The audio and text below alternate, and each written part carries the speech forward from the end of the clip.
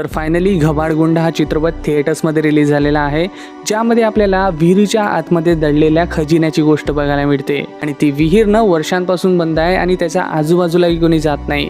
आता ते का बरं हे तर तुम्हाला चित्रपटामध्ये बघायला मिळेलच, पण काही लोक असतात जे त्या विहिरीच्या आतमध्ये जातात त्या खजिन्याच्या शोधासाठी आणि मग तिथे गेल्यानंतर त्यांच्यासोबत ज्या घटना घडतात ना, त्यापैकी काही मोमेंट्स तर तुम्हाला खूप जास्त थ्रिलिंग वाटणार आहे।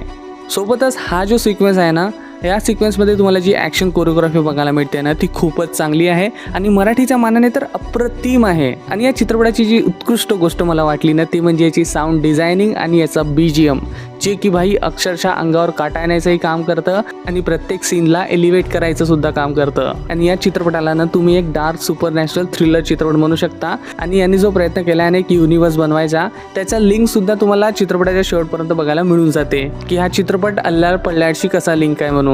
आणि प्रीतम एस के पाटील यांनी जो हा प्रयत्न केला आहे मराठीमध्ये काहीतरी नवीन करायचा, त्यामध्ये ते भरपूर यशस्वी झाले आहेत। आणि मला असं वाटतं की या चित्रपटाला आपण हवं तेवढं सपोर्ट करायला हवं, कारण की जेव्हा असे चित्रपट हिट व्हायला लागतील ना, तर मराठीमध्ये आणखीन बरेच लोक असे नवनवीन प्रकारचे प्रयोग करायचा प्रयत्न करतील।